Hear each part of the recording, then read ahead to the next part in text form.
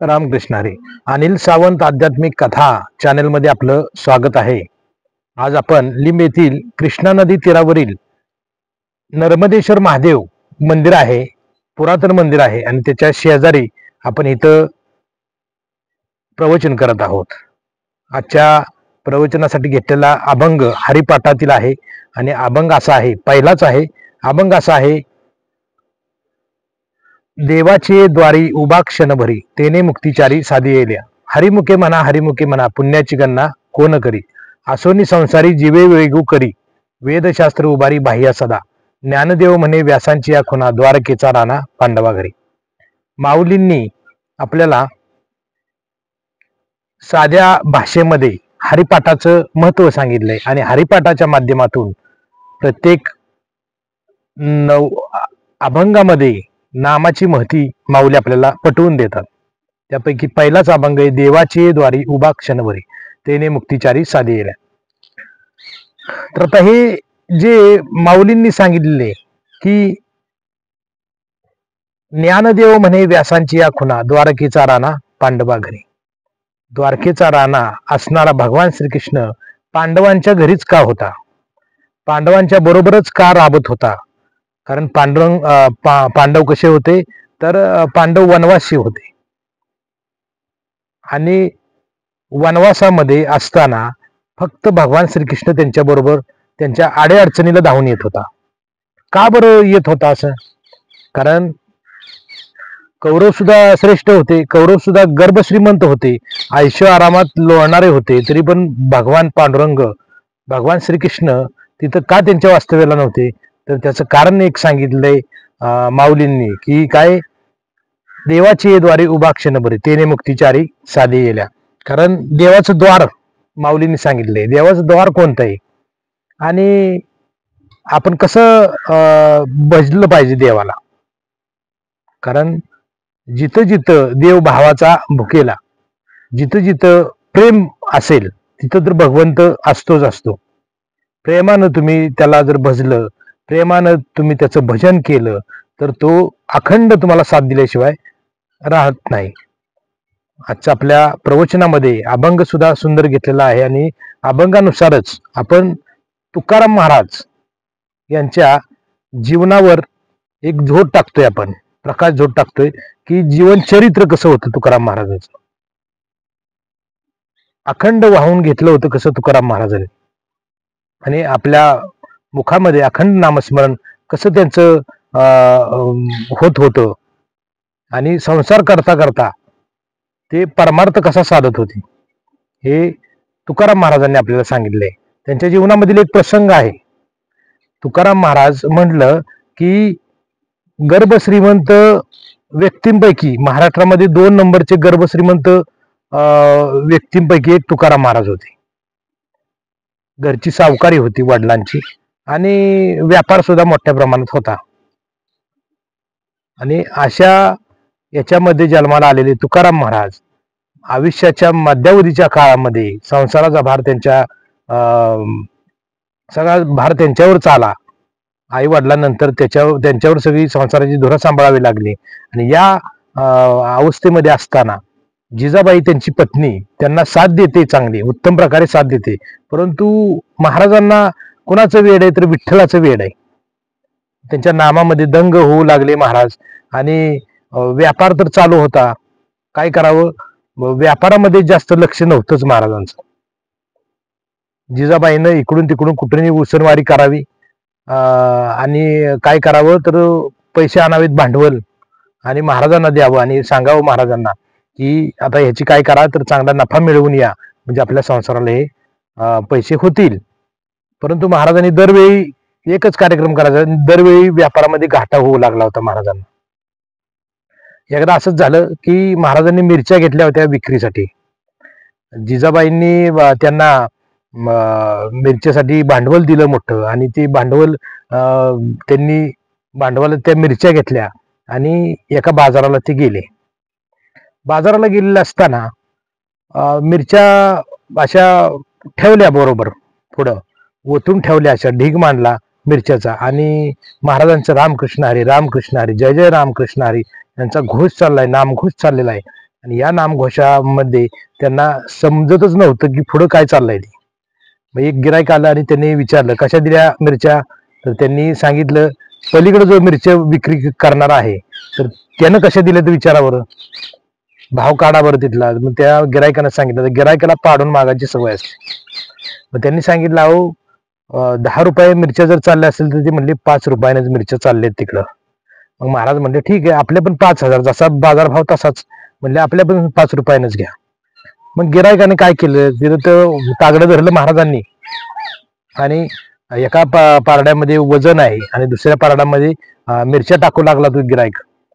आणि टाकताना असणं ते तागडं खाली गेलं, वजन वर आलं, ते तागडं खाली गेलं मिरच्यानं, तरी तो माणूस टाकत होता आणि महाराज काहीच बोलत नव्हते. शेवटी असा प्रकार होऊ लागला की तिथं झुंबड उडली गिरायकांची. कारण पाडून जिथं मिळतंय चांगलं मिळतंय तिथं गिरायकांची झुंबड असतेच. मग तिथं काय झालं तर महाराजांना 2 पोती मिरच्या महाराजांच्या सहजासहजी खपल्या.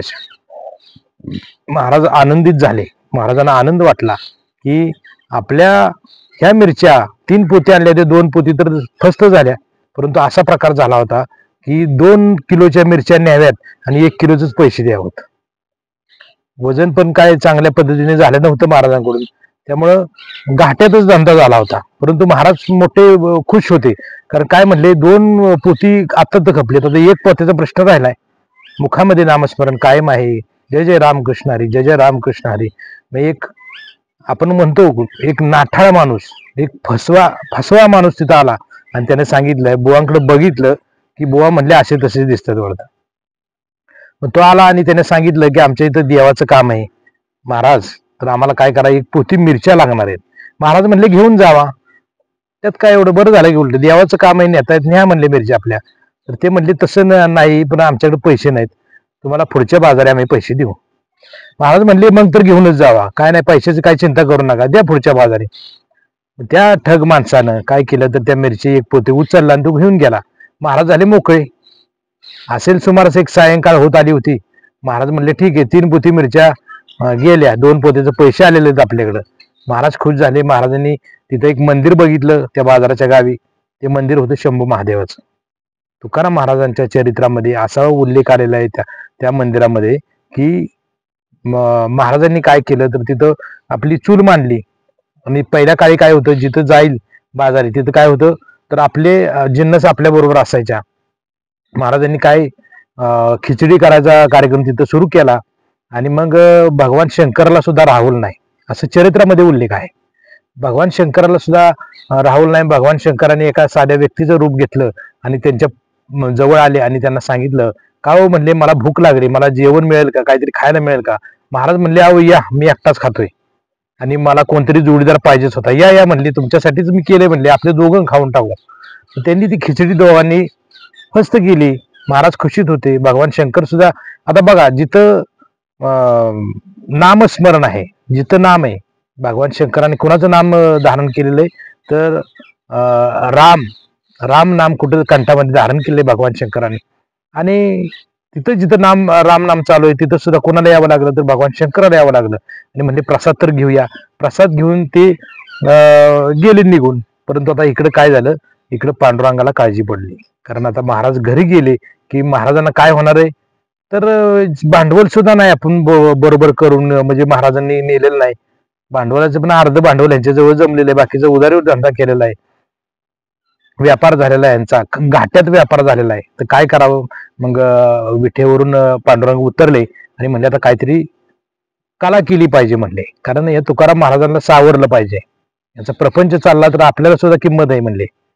तर शेवटी जिजाबाईनं वरडायचं की आमचे मालक विठ्ठूच्या त्या नादाला लागल्यात, विठ्याच्या नादाला लागल्यापासून माझ्या संसाराचं वाटळ होऊ लागलं असं म्हणण्याऐवजी म्हणजे आपण ह्या वेळेला धंदा चांगला करून देऊया त्यांना. मग त्यांनी काय केलं तर एका विठ्ठल नावाच्या गाड्याचं रूप घेतलं.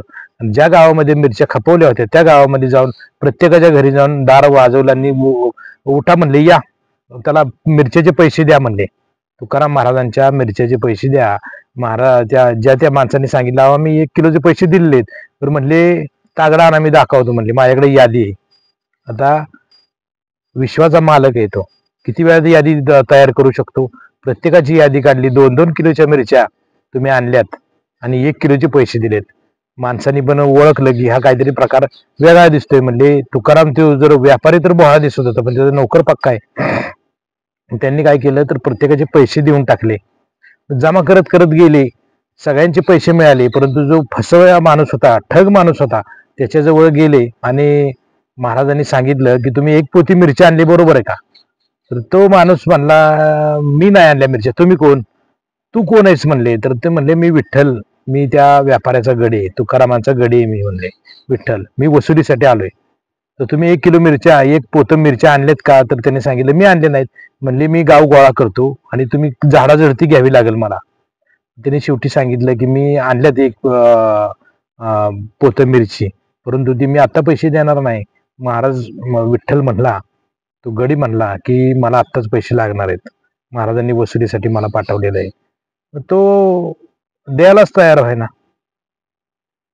शेवटी विठ्ठलनं सगळं म्हणला मी गाव गोळा करतो. त्याने गाव गोळा केलं विठ्ठलानं आणि सगळ्यांना बोलावून हाका मारून सांगू लागला की मी आता काय करतो, हा माणूस आमच्या मालकांकडून मिरच्या आणल्यात आणि हा मालक काय मालकांचे आमच्या पैसे हा काय चुकते करत नाही, तर मी काय करतो या समोरच्या झाडाला फास लावून घेतो. तुम्हाला कसं वाटतंय सांगा मला.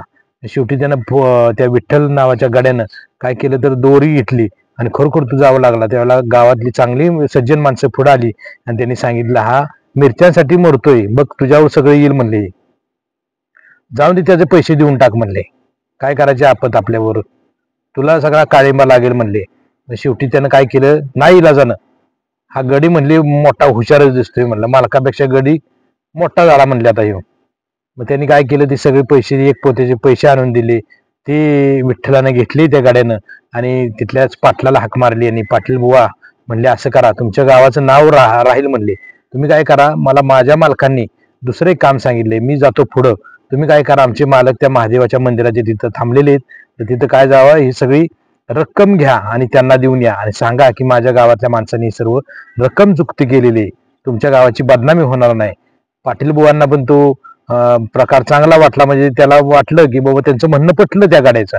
ठीक आहे म्हणला मी जातो. मग तो पाटील बुवा गेले, महाराजांच्या जवळ गेले आणि सांगितलं ही बघा रक्कम सगळी वसुलीची मी आणून तुम्हाला दिलेली. तर महाराजांनी विचारलं कोणत्या वसुलीची रक्कम म्हणताय तुम्ही? म्हणजे तुम्ही जी मिरच्या केल्या दिवसभर विकल्या त्याची उधारी मी वसूल करून आणली. कोण आलं होतं म्हणले, तर म्हणले एक विठ्ठल नावाचा एक गडी तुमचा तुम्ही पाठवलेला, त्यानंच ही वसुली केलेली आणि हे पैसे जवळ धरा तुम्ही म्हणले. तर मग विठ्ठल नावाचा गडी कोण आहे म्हणले, माझा कोण विठ्ठल नावाचा गडीच नाही. मग महाराजांनी सांगितलं अहो पाटील बुवा, विठ्ठल तो नाही म्हणले, विठेवरचा जगाचा मालक पंढरीचा पांडुरंग विठ्ठलाच्या रूपात येऊन त्याने वसुली केलेली. त्याच्या नामाचं महत्त्व एवढं आहे की ज्याचं नाम जर मुखात मी घेतलं तर माझ्या पाठीमागं किती तू माझ्या संकटातून सोडवणं करतोय, माझी उदारी वसुली करून दिली.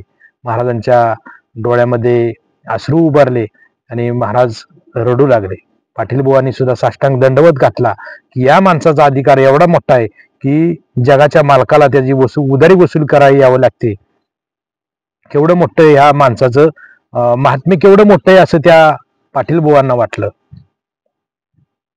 या प्रसंगावरून एकच सांगायचंय की आपल्या पुढे मागे सुद्धा देव आपल्या